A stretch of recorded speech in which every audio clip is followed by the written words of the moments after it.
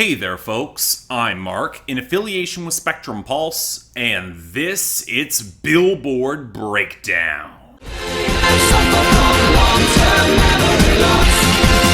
I don't remember. So, alright, full disclosure, this episode is being assembled in a bit of a rush. I got a flight to catch this evening, and that requires scripting and filming this as quickly as I can, where I might catch spare moments to edit on the plane or the hotel room. So yes, this also might wind up a little bit late, apologies in advance, but I did want to get this out here rather than shoot handheld like I usually do on vacation, which can be fine, but it's also a real headache to assemble and post, just so y'all know. But anyway, right, let's get on to our top 10, where, as I predicted, Stay by The Kid Laroi and Justin Bieber remains at number 1 for another week, and it doesn't look like it's going anywhere anytime soon. It's strongest in streaming, it saw measurable gains in sales and the radio. It's the sort of bona fide hit that at some point I'm gonna at least try and like, because it's gonna wind up sticking around. But Bad Habits by Ed Sheeran is at least trying to make a run at number 2, as the sales and radio are both markedly better, but while streaming's up, it's just not beating that margin anytime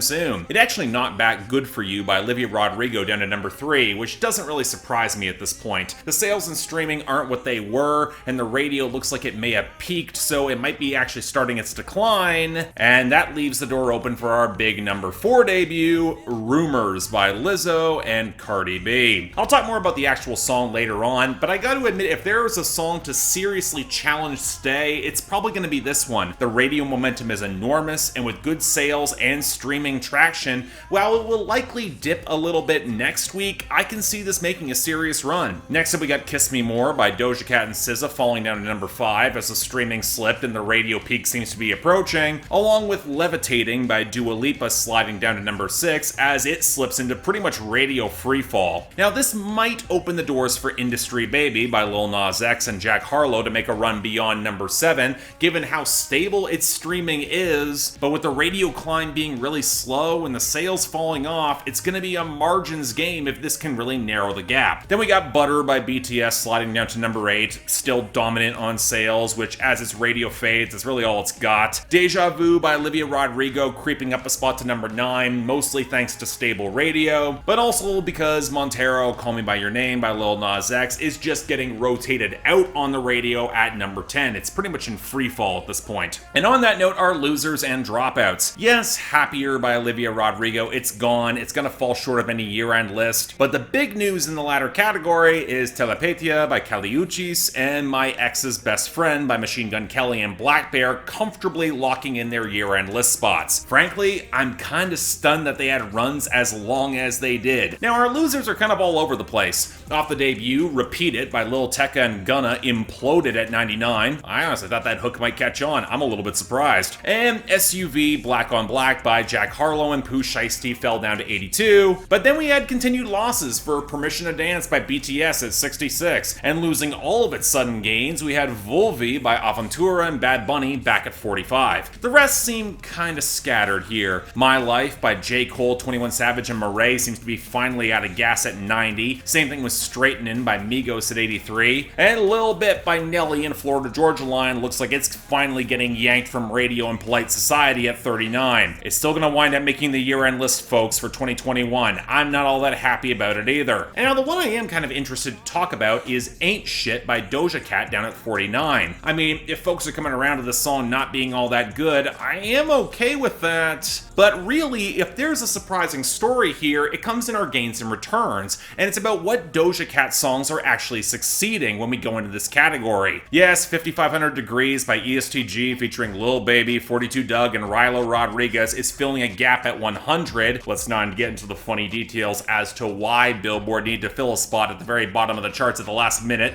for all of our sakes. But the big return is actually Get Into It, Yeah by Doja Cat at 75. Looks like it's picking up some mild virality on TikTok, and this might be one of those cases where I'd be very much okay with that. I still like that song. She also saw a sizable pickup off the return for Woman at 68. And to continue with the good news, Pepes by Sueco continues to surge up to to 33. Hell, I might even stick up for We Didn't Have Much by Justin Moore up to 47. And while I'm not happy that the Justin Bieber remix got Essence by Wizkid and Thames up to 16 as I predicted, I mean, at least Wizkid is getting some non-Drake related traction. You gotta hope people will stick to the original, even if I'm not really crazy about that either. The only other game we had is Baddest by Youngblood, Chris Brown, and 2 Chainz at 80, based off of some actual radio traction that I didn't expect.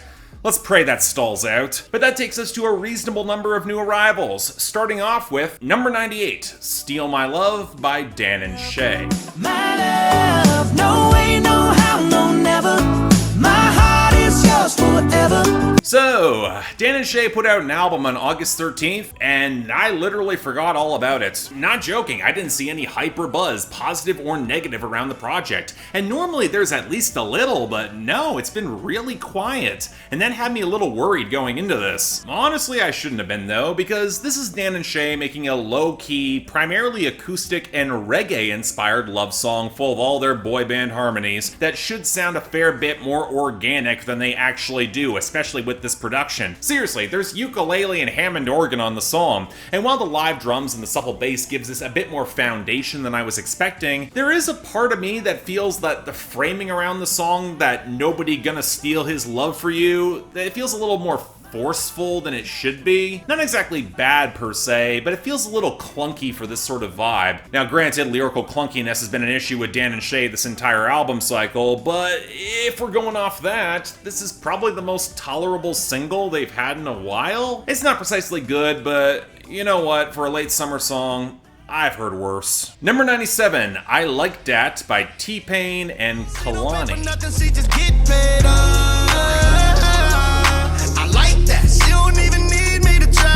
So one thing I've actually really liked the past couple of years is seeing the critical reevaluation and appreciation for T-Pain, for which I'd never say I was a big fan at his peak, but he was weird and silly and he works his ass off, and while he wound up associated with some of the most dated parts of that era, especially in the production, which for the record happens to a lot of artists who are often way more interesting than the trends they wind up caught in, but T-Pain also made a lot of fun music that I never really loved, but I didn't dislike either. So seeing him charting again with Kehlani actually gave me some expectations. And you know what, honestly, even if the song is a partial interpolation of a previous hit from him, this is a song that actually reminds me why I like T-Pain in the first place. He's a big personality that can actually match Kehlani's flexing pretty well, maybe even overtaking her a few too many times, especially given that she doesn't really contribute to the final refrain or the hook like you might expect. And you know, T-Pain does have a lot of charisma and how satisfied he is that the girl doesn't need him to buy her anything. Now, of course, she wants him to have money to hang out, but it's the equality to the flexing that's a really nice touch. Now, where the song does feel a little bit underwhelming is some of the production.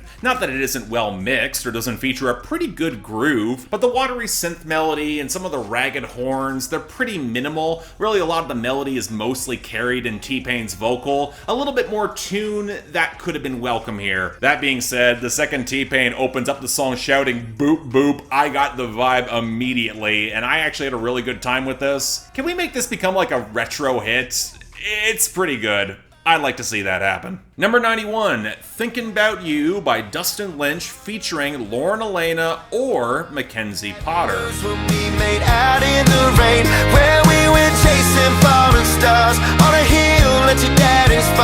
Okay, how to explain this? Alright, so the original Thinkin' Bout You from the 2020 album featured Lauren Alaina, but when they started moving this song as a single, they swapped her out for MacKenzie Potter, a Canadian country singer who has actually had a pretty damn solid run the past couple of years on the Canadian country charts that I honestly wish I liked a fair bit more because these songs felt really overproduced to play for pop crossover. In other words, given Dustin Lynch's recent output, it makes complete sense why she's here. That being said, if you're gonna take the song title from Frank Ocean, you really gotta do more with this. The mix feels really sanitized in either version of the song, even if it feels like the percussion is a little bit more programmed and sterile in the Porter version, but given that neither side really changes up the arrangement or the lyrics much at all, it feels like an attempt to work a song on a lot of intangibles that just aren't there in either version. A post-breakup song where they think a lot about each other, but not really much more. It doesn't really sell the vibe. I hate to say it, this just doesn't give me much to say. Similar to number 89, Brainwashed by Tom MacDonald. Trying to brainwash us,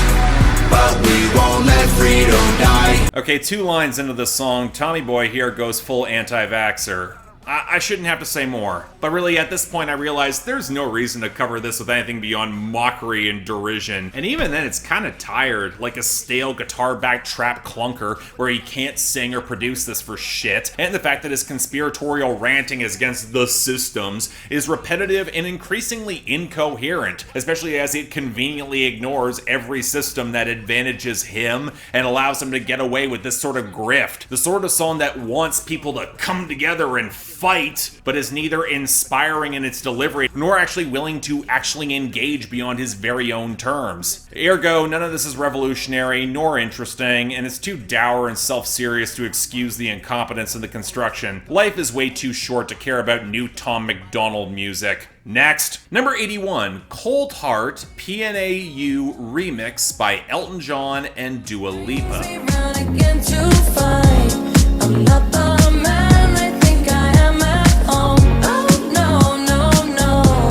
So if you've been paying attention, Elton John's been doing a decent bit to ingratiate himself with the next generation of pop performers. And while I do like him as a composer and performer, there's a part of me that just can't shake how cynical it all feels. Because this is a remix of his song Sacrifice, a pretty damn bad late 80s Elton John song from a worse album, fully locked into dated and cruddy easy listening soft rock, where then Dua Lipa grafts on a sharper disco groove and then liberally interpolates Rocket Man on top of it for the hook, where the synth gloss actually clips the top of the mix and there's no real chemistry. It just feels so gauzy and painfully cheap, the sort of half-formed mashup you might hear on late-night radio stations, where even Glee would snub this for being undercooked and lacking any sort of fire. I mean, at least the groove is okay. I get what clubs where this might play, but man, it's really hard for me to care about this beyond the cash grab. Let's move on. Number 79, Papercuts by Machine Gun Kelly. Take my life, dress it up,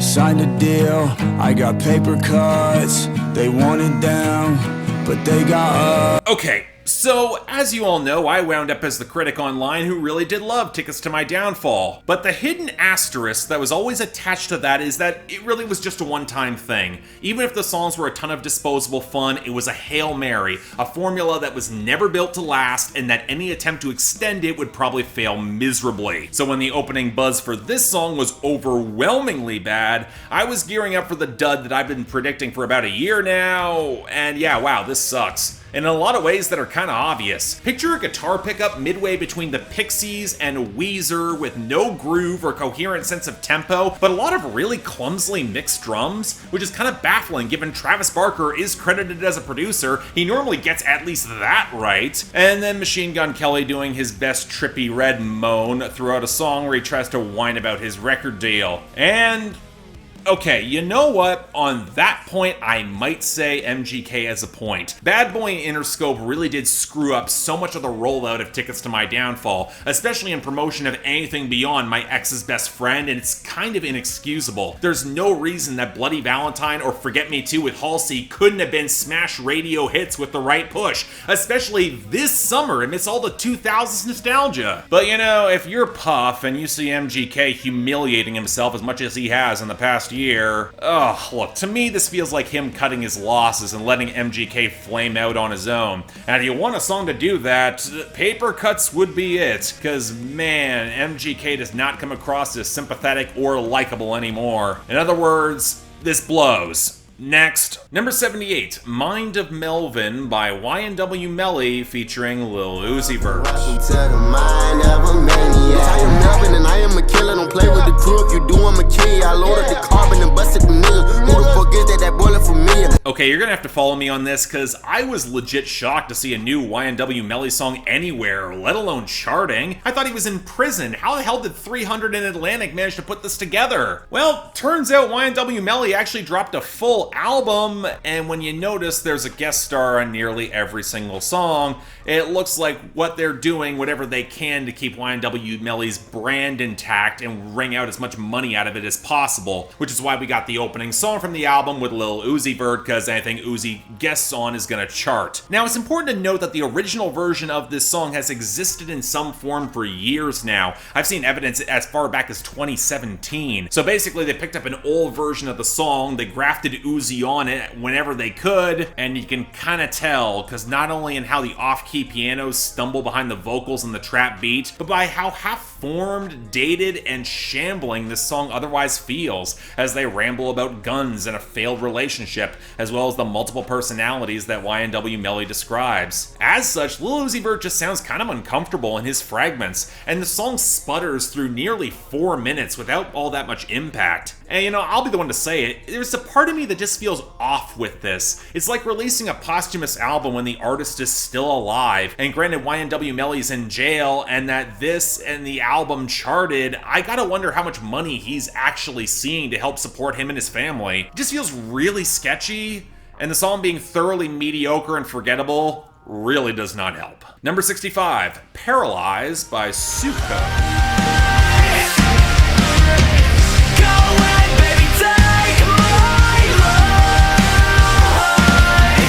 Let me say this for the record, watching all the corporate types rev up the 2000s pop-punk machine behind scattered TikTok stars or whoever Travis Barker likes feels increasingly weird to me. Now, I'm not saying the original era was authentic or anything, more often than not it wasn't, let's burst that bubble now, but pulling so flagrantly from social media stars rather than legit pop-punk bands who have been salivating for this chance feels really disingenuous to me, especially this kid Sueco, who started off in trap, blew up off of TikTok, and suddenly he's got Travis Barker and John Feldman and other industry types ready to turn him into the next big rock star. Now granted, if the music was good, that would be one thing, at least it's better than Jaden? But is that saying all that much? With the overcompressed mix that gives none of the riffs or grooves any real presence, especially building off the pianos and the synth? Nothing that adds texture to Sueco's admittedly decent presence behind the mic? I think that's what bothers me the most here. The kid is actually kind of credible as a vocalist who can get a little bit more raw, and while the relationship melodrama is really nothing new, it feels like there's a little bit more of an edge, especially with some of the drug and rough sex references, but none of that edge is accentuated all that well, which leaves the song kind of a forgettable slog, just not that much to it. I don't know, I expected to hate this, and yet I wound up wishing I could like it more.